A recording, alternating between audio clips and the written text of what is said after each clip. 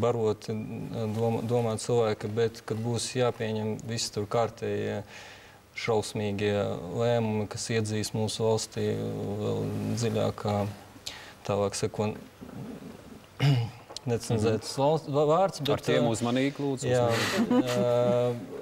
un tad laikam kārtējas ārkārtas vēlēšanas. Ja šo atbildību šobrīd... Bet kādu šausmīgu lēmumu? Kādu šausmīgu lēmumu mūs te gaida? Es domāju, ka 20 gadu tur jūs varētu drīzāk paturpināt, jo... Budžets būs vissmagākais, un tas arī viss. Viena tēma, ko es gribēju jums piedāvāt, ja mēs vērojam šīs valdības veidošanas sarunas un procesu, ir viena partija, tie Zaļie zemnieki, kuri nevien nosēdināti rezervistos, bet šobrīd izskatās jau pat kaut kur tālu skatītāju rindās, gan Zaļie zemnieki, gan Aivars Lembergs, kurš pirmoreiz varbūt pa daudziem gadiem nav kuluāros vai redzami, bet nav šajā valdības veidošanas procesā. Vai, ja tā nolemtība jāsaka, vai Zaļo zemnieku liktenis jau ir izlemts, vai tomēr viņi var kaut kādā brīdī, kādā modelī tomēr pēkšņi parādīties? Kā te viņi nav procesā, jo vēlēšana naktī Lembergs paziņoja, valdība jāveido saskaņas centram un Zatlera reformu partijai. Nu, kādā procesā tas no viņa nāk, tā ideja? Nē, tā ideja nenāk no viņa. Viņš vienkārši izrēķināja, ka tas būtu viņam ļoti izdevīgi. Kas būs ar Zaļiem zemniekiem? Viņi varētu būt kādā modelī, vai tur nav viņi jebkurā gadījumā būs tajā modelī, kurš varēs kopā saskaņas centru pieņemt lēmumus par labu Ventspils jau suverēnās valsts dibinātājam.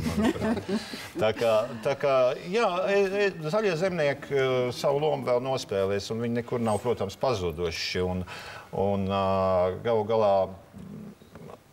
galu galā Zaļie zemnieki nav Lemberga partija. Es to tagad apgalvoju tāpēc, ka mēs atceramies... Un to saka Aivars Ozols. Jā, kā mēs atceramies, Lembergs savulaik strādāja ar visiem, kuri bija pie varas. Tas bija Latvijas ceļš, tā bija Tēvzeme un brīvība, brīnišķīgi viņam sapasēja. Tad, kad parādījās oligarhs Šķēle ar savu tautas partiju, tad viņam bija jāliek kaut kas pretī, un tad viņš sāka strādāt intensīvāk ar Zaļajiem zemniekiem, bet principā viņam ir viena alga. Vēl kopumā vērojot visu šo procesu, šķiet pirms 2 dienām pie šī galda runāja bijušo premjeru Māri Gailu. Viņš teica, nav ko dramatizēt. Šīs valdību veidošanas pēc vēlēšanām vienmēr bijušas smagas.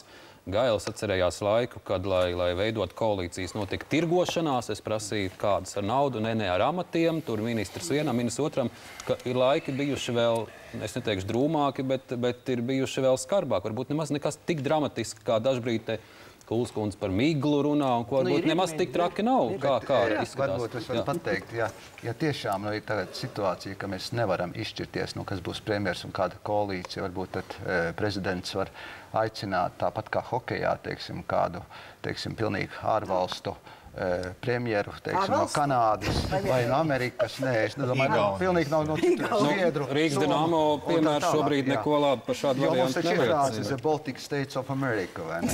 Nu, tāda bija sen. Tāda bija. Man liekas, ka Zaļiem zemnieki pasēdēs tā, man liekas.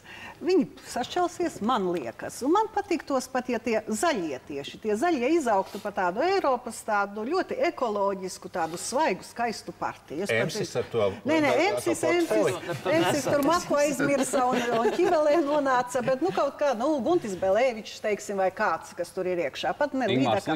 Vai Līdaka arī tur ar zvēru dārzu ļoti cieši saistīts, un zvēru dārs mums tur tāds simbols. Bet es domāju, jā. Bet principā man patiktu tāda stipra, tiešām zaļa partija tāda. Es tādu gribētu Latvijā. Man liekas, ka es pilnīgi pievienojos tam, ka zaļajai partijai jābūt ļoti stiprai, jo tas zaļais ir pamats Latvijai noteikti. Ja? Bet vēl viena tāda ļoti laba izēja ir Andri Bērziņam pateicis atlaižu šo parlamentu. Nē, tas būtu plaģēts. Es domāju, ka tik tālu vēl neesam. Es domāju, ka... Es vienkārši tā izvēlu. Es varētu piekrist Mārim Gailim, kurš teica, ka jebkura valdības veidošana notiek sarežģīti, sarunas ir sarežģītas, kā jau parasti, kad ir ļoti daudz interešu, bet te ir principiāli atšķirība tomēr starp citām vēlēšanām un šīm vēlēšanām.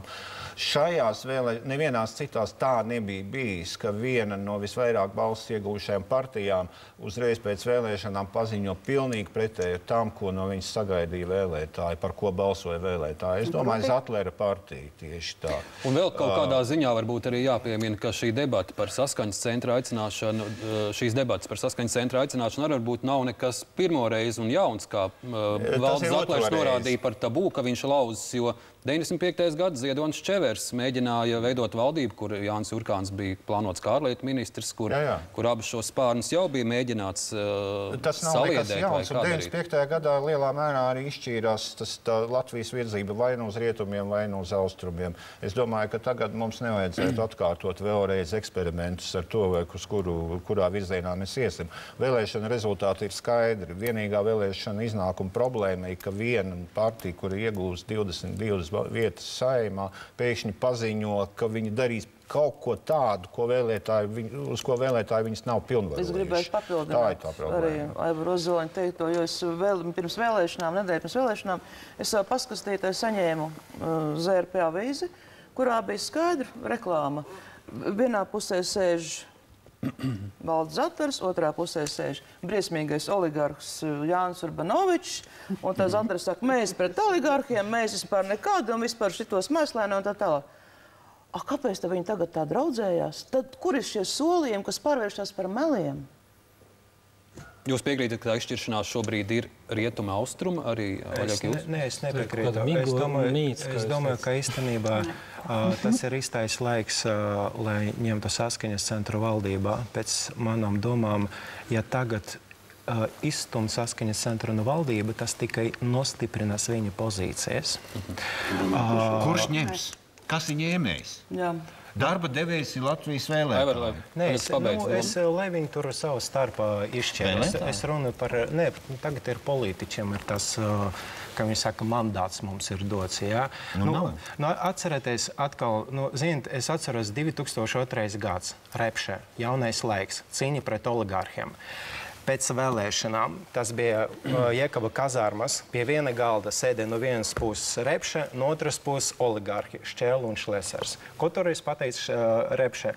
Paši vēlētāji esat vainīgi. Ja es būtu dabūjuši, dotu man 51 balsi, tad viss būtu ok. Bet paši esat muļķi. Bet pašlaik nav tāda situācija. Zini, tas ir, man dažreiz, manuprāt, te ir spekulācija par tēmu, ko īstenībā, ko vēlēs vēlētājs. Katrs vēlētājs ir balsojis par to partiju, kur viņi gribēja redzēt tur Saeimā. Un, ziniet, ne visi vēlētāji, to jūs ļoti labi zināt, ne visi vēlētāji, piemēram tā, pamatoti izvēlēs, bet ne par to es gribu runāt. Par saskaņas centru.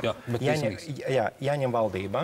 Tagad ar saskaņas centru var darīt visu, ko. Ir viens risks. Saskaņas centrs var uzmest ar budžetu, jo tad viņš, piemēram, var izmēt, bet to var izdarīt jebkura partija. To var izdarīt jebkura partija. Viņi neko nesaprot. Kolēģi, mums, diemžēl, ir jāliek šokar punkts. Gaidīsim pirmdien, gaidīsim ziņas no Rīgas pils.